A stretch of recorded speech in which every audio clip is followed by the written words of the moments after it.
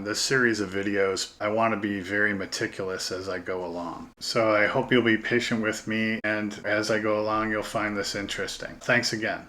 Having prepared the tracker fuselage for the trader exterior details, I sat there looking at these parts and at my references on the wall, and I'm really noticing that this tracker fuselage is just not the same as that of the trader. Now, I'm only taking one shot at this, so I want to get it the best that I can. So I ordered this book on the tracker and the trader, but unfortunately it only has the single technical drawing of the trader, but at least it's in 1:72. And just as the notes say there, the trader has a deepened ventral fuselage and access door on the port side. And as you can see there, the trader's belly definitely hangs lower. And that stands to reason, as the carrier onboard delivery transports both cargo and personnel, and thus has a lower floor to provide maximum seating and a wider body to hold more cargo. Meanwhile, the tracker is designed for search and destroy, with a flat bottom housing the sonar and doors to drop ordnance, so its fuselage was narrower, which gives it these creases, whereas the trader is just more bulbous all the way around. So then, looking back at that Falcon kit, the more I look at these two pieces and compare the amount of work it would take to get this crease and the lack of the bump down here to look like that would be a lot. I get that the detail on here is a little better. Yeah, it's a little brittle, but I want to get the most accurate I can. I'm only doing this once. I think the amount of work it would take to get this to look like this is worth the risk of trying to use this. If it stays intact, I think this is going to yield a much better looking plane that'll look as close to the C-1A trader as you can achieve. And if it shatters into 1,000 pieces, so be it. Then I will have this one to fall back on, and I'll just have to live with it. I think I'll, fill that crease the best I can, maybe build up the bottom and just live with it. But I've had this kit forever, easily 20 years. And when you had a kit that long, you take it out, you look at it, and thought so much about it, and now comparing the two, just I can't not do it. I will regret forever if I don't at least attempt to use this. And I will, fill in these doors and stuff. And I think the windows are actually accurate. I, compared it to my drawings, and I think the windows are accurate. I can fill in those doors and rescribe them. I think this is scribable. I won't have to mess around with that tail because it's correct. And I won't have to mess with these nacelle things. I'm happy with the resin parts on the engine nacelles of the kit. So it's really just this piece. All the same instructions will still apply for this kit. So from that perspective, the instruction manual and everything can stay the same. And it would just be working on this fuselage instead of this one. So yeah, I would forever regret it if I don't give it a try. And briefly, as to those instructions, these are my templates for the C-1A tradered sides of the fuselage for scribing the door. So the latest thing I added to here is cut round over and glue 0.5 millimeter square rod to create hinges and door handles. So the way I came up with these placements is this reference here. And you can see these hinges here, and then the door handle. I'm using, just again, the same styrene rod for this up here, because they seem to be about the same thickness. So I'm starting to think about how I want to cut these new fuselages out. So I came up with this map of where to clamp it down and then steps to go through to cut those out of there. I used a spare piece of plywood and kind of hung it off the edge of the table, and then clamped that piece to it as best I could around it. And then I attached my Dremel tool to the table, and then using that handheld piece, which was kind of easier to manipulate, separated the two pieces in half Also had to use my knife.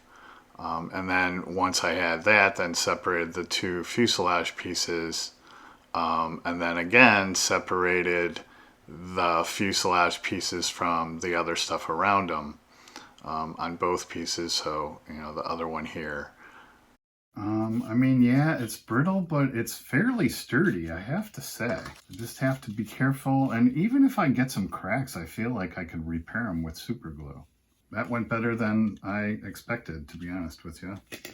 This Tamiya plastic scriber actually works very nice. You can see it takes a layer of plastic away.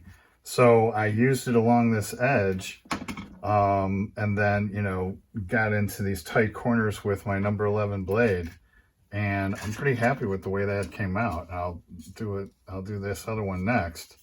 So I left an edge that I can sand down to. Again, I know I'm going to have to work on that nose. So I'm just going to take it really slow, a little bit at a time here, and see if I can't free this thing out of here. So basically what I did is kind of just got in that crevice and then tried to keep it pointing mostly down and holding it tight to that nose.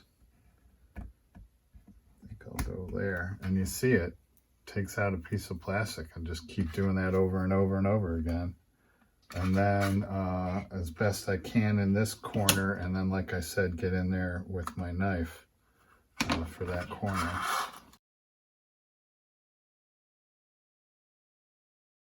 So far so good.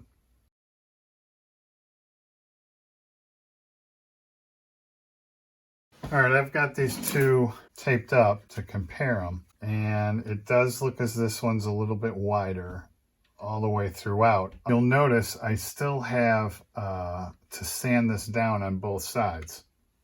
So basically what I'm gonna do is take this apart, sand these two things down, because you can see that's way too thick there. So that's gonna bring those two pieces together more. And again, I'm taking this whole section off of this piece, and then I'll take this off of here, and then this will replace that. I think that's going to look a lot better. And then the one thing I wanted to check, yeah, those door outlines are pretty doggone close. So, but for sure, hopefully you can see it, these upper corners, I'm perfectly okay with these bottom corners. So I think all I'm gonna need to do is fill this in and get a better round quarter circle here, as opposed to this is almost too right angle-ish. I'm gonna leave these windows in until I get the fuselage halves together the way I want them. Then I'll come back and work on these. So it'll be an iterative process. Okay, and I also fit these wings in here, and yeah, you can see it's got some space. It's wider than where it needs to meet that. So actually, this is good. I'll use this as my guide. But yeah, here I've got probably a good 32nd of an inch on each side, so which makes sense that this is, this lip is probably a 32nd of an inch. So if I can get those flat, bring those together. I mean, this is really just like working any other seam for all intents and purposes. So yeah, I think this is going to work. I hope it's going to work. So far, so good. Nothing, major. And I want to test this tail hook piece. Yeah, same thing. It's got, if you can see there, hopefully, room on each side. So that tells me that I can take, this edge off on the inside, bring those two pieces together. But this way, yeah, that fits nice, and that looks correct to references. So yeah, I'm pretty happy with, so far so good on this. I think it's going to work. All the pieces seem to fit, so now it's just a matter of, thinning this down, this edge, and then bring those two pieces together, and then using these two parts, I should be able to tell, both in the back and then toward the front here, as well as the cockpit pieces, how close I'm getting. Also supposed to put a, similar to this, you can see it has a wall there. In the instructions of this kit, they say you need to build a wall there to replicate that. And then same thing on the front, I assume. So that's gonna, when I put that styrene in there, that's gonna help hold that together as well and support that.